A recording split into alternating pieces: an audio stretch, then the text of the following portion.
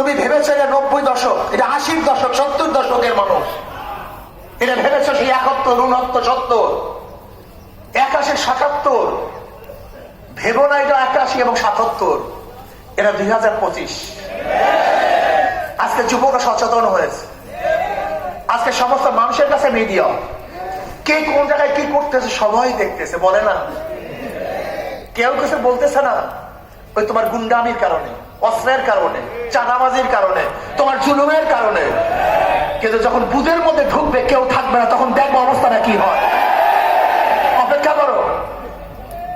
ভেবেছ ক্ষমতায় চলে গেছে বিএনপি, দিল্লি বহু দূর আসছে, সেই স্বপ্ন বাদ দাও। আমি চ্যালেঞ্জ দিয়া বললাম, লিখে রাখেন, বাংলাদেশের মানুষ চাঁদাবাজ, গুন্ডা, বদমাশ, ধর্ষণ থেকে ভোট দেবে না। কোন জ্ঞানবান মানুষ, কোন জ্ঞানী, যাদের বিবেক আছে, বুদ্ধি আছে, চক্ষু আছে, তারা কোন অবস্থাতে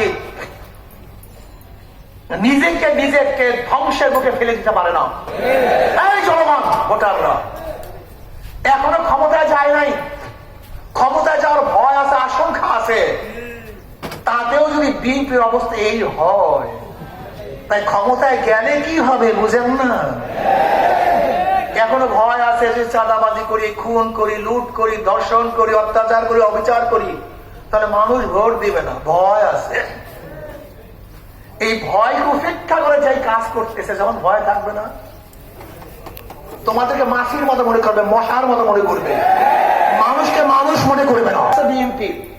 বিএনপি পরে ভোট চলে আসছে জাতীয় পার্টির, এবার জোটের ভোট, তার মানে ভোট পরিবর্তনশীল, কেউ জন্ম দেওয়া ভোট নেই।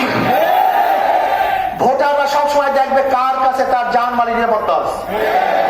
আমাকে এক সাংবাদিক প্রশ্ন করছে, আওয়ামী লীগের ভোট কি পাবে?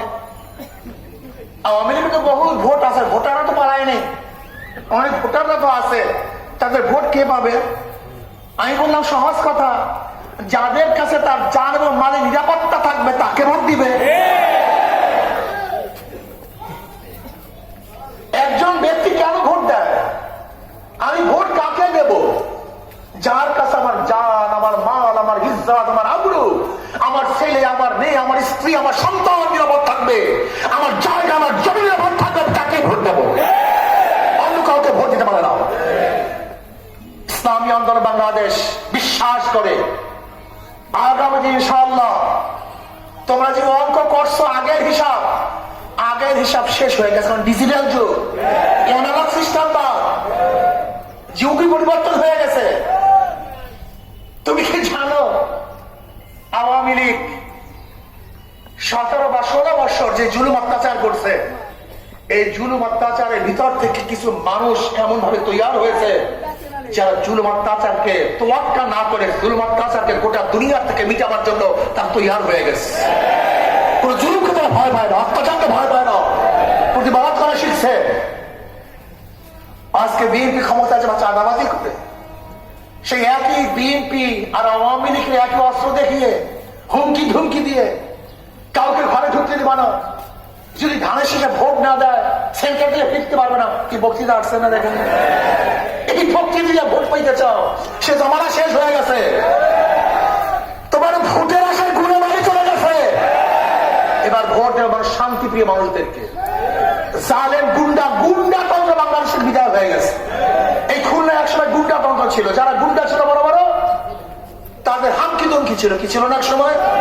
এখন দেখেন গুন্ডাতন্ত্র আছে, এই গুন্ডাতন্ত্র আস্তে আস্তে বিদায় হয়েছে, অস্ত্রতন্ত্র বিদায় হয়ে যাবে। এখন আর মানুষের অস্ত্রতন্ত্রকে ভয় করে না। এবার কাকে ভোট দিবে?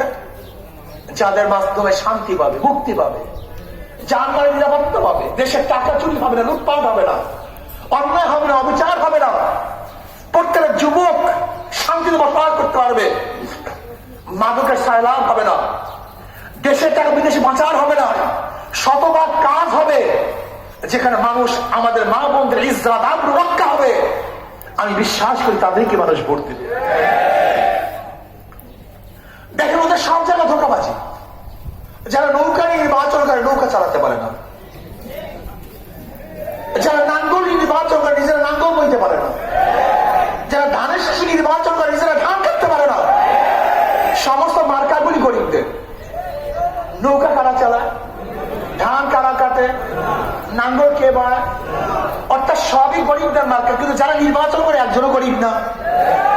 মার্কা এসে গরিবদের, কিন্তু একজনও গরিব না। কিন্তু হাত পাখে এমন এক মার্কা, যে নির্বাচন করে সেও ঘুরাতে পারে, যারা সমর্থন করে তারাও চালাতে পারে।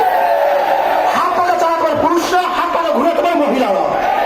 হাত পাখা মানে মুসলমান, হিন্দু, বৌদ্ধ, খ্রিস্টানদের হাত পাখা প্রয়োজন, শিশুদের, বড়দের। হাত পাখা এমন একটা মার্কা, কারেন্ট ফেল করে, হাত পাখা ফেল করে না। হাত পাখা মুসলমানকেও শান্তি দেয়, হিন্দুদেরকেও শান্তি দেয়, বড় লোককেও শান্তি দেয়, গরিবদেরকেও শান্তি দেয়। কাউর মার্কা, কাউর মার্কা ঘুমের সময় বুকের উপরে থাকে না, কিন্তু হাত পাকা ঘুমের উপরে, ঘুমের সময় কলিজার উপরে থাকে। এটা সর্বজনীয় মার্কা।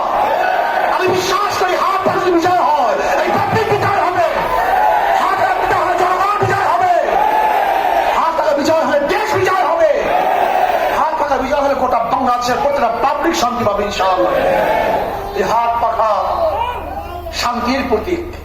সব মার্কা দেখা শেষ, হাত পাখার বাংলাদেশ। সব মার্কা দেখা শেষ। আমি সবাইকে বলবো, মহা সমাপ্ত কর্মবোধের অবকাশ কোথায় বিশ্রামের। জাগ্রত হতে হবে, জাগ্রত হতে হবে। ওরা মানুষ, আমরা মানুষ, গুন্ডারা মানুষ, আমরা মানুষ। গুন্ডাদের চক্ষু আছে, আমাদের চক্ষু আছে। গুন্ডাদের হাত আছে, আমাদের হাত আছে। ওদের পাও আছে, আমাদের পাও আছে। কোন গুন্ডা যদি গুন্ডামি করতে আসে, রুখে দাঁড়ান, দাঁড়িয়ে দাঁড়ান, গুন্ডারা পাওয়াতে বদ্ধ হবে ইনশাআল্লাহ। গুন্ডাদের বাংলাদেশে উৎখাত করবই করবে ইনশাআল্লাহ। আসুন ঐক্যবদ্ধ ভাবে আমরা ইনশাআল্লাহ কাজ করব। এখন থেকে দাওয়াতি কাজ করব, সবাই মাঝে দাওয়াত নিয়ে যাব। শোনেন, আরেকটা কথা না বললেই নয়, ইসলামী ভূমি আমাদের মধ্যে আছে। এক গাঁজা করে একজন প্রশ্ন করতেছে, হুজুর ইসলাম ক্ষমতায় আসলে আমার গাঁজার অবস্থাটা কি হবে? বেচারায় তো নেশাগ্রস্ত। আমি বললাম, বাবা তুমি মসজিদে গিয়ে কি গাঁজা সেবন করতে পারবা? বলেন না। আমি বললাম কেন? তোর হুজুর পরিবেশ নেই। আমি বলি, ইসলাম ক্ষমতা আসলে গোটা বাংলাদেশটা এমন পরিবেশ হয়ে যাবে যেখানে তোমার থেকে তুমি গাঁজা ছেড়ে দিবা, তোমাকে বলার কোনো প্রয়োজন হবে না। বিশ্বাস হয় না আপনাদের কথা? হয় নাই? আচ্ছা বলেন তো, এখানে যারা আছেন হাজার হাজার মানুষের মধ্যে ধূমপান করেন এমন একজন লোক নাই? তা ধূমপান করেন না কেন? কথা বলেন না কেন? নিষেধ করছি, বাধা দিছি, বলছি, একবার করে মনে চাইছে, তার মানি আজকে মানুষ ধ্বংস হচ্ছে কেন? মানুষ খারাপ হচ্ছে কেন? এই পরিবেশের কারণে। ইসলাম ক্ষমতা আসলে কোনো জোর করার প্রয়োজন নাই। অনেক দাড়ি ছাড়া মানুষ বলে, আমার ইসলাম আসলে মনে হয় আমাকে জোর করিয়া দাড়ি রাখবে। বোকা! দুনিয়া আমাদের সবচেয়ে পবিত্র জায়গা হলো মসজিদ। আচ্ছা মসজিদে ঢুকলে আমাদেরকে বলছে যে দাড়ি রাখো, তারপর মসজিদে ঢুকো। দুনিয়ার সবচেয়ে পবিত্র জায়গা মসজিদ, সেখানে আপনাকে দাড়ি রাখার জন্য বাধ্য করা হয় নাই, টুপি পরার জন্য বাধ্য করা হয় নাই। আর এই গোটা বাংলাদেশে আপনার দাড়ি ছাড়া থাকলে আপনাকে দেশ থেকে তাড়িয়ে দেবে। আপনার মাথার মধ্যে ঢুকাইছে কি? আপনাকে বোকা ঢোকা নাকি? ইসলামের মধ্যে বাড়াবাড়ি বলতে কিচ্ছু নেই। ইসলাম একটা পরিবেশ সৃষ্টি করবে, যে পরিবেশের মধ্যে আপনি নিজেই ভালো হয়ে যাবেন, আপনাকে জোর করার কোনো প্রয়োজন। আসুন আমরা সম্মিলিত ভাবে ইসলামী হুকুমত কায়েম করার জন্য আজকের থেকে আমি সমস্ত বাবাদেরকে বলবো, সমস্ত বোনদেরকে বলবো, ওই বস্তা বসা শয়তান গুন্ডা অবস্থানকে জীবনভর দেখেছেন, ওরা মানুষকে শান্তিতে পারে নেই, বরং দুর্নীতির দেশকে বারবার চ্যাম্পিয়নশিপ করেছে।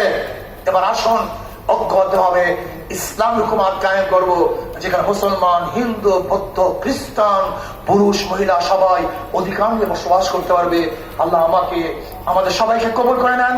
আর পিআর সিস্টেমে নির্বাচন হবে ইনশাআল্লাহ, যে পিআর সিস্টেম নির্বাচনের মাধ্যমে ইনশাআল্লাহ জাতীয় সরকার গঠন হবে, যেখানে চাঁদাবাজি থাকবে না, কালো টাকার ব্যবহার হবে না, পেশি শক্তি ব্যবহার করতে পারবে না, যেখানে সেন্টার দখল হবে না।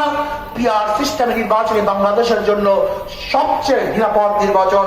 কাজে পিআর সিস্টেম নির্বাচনের জন্য ইনশাআল্লাহ আমরা আন্দোলন করব, সংগ্রাম করব।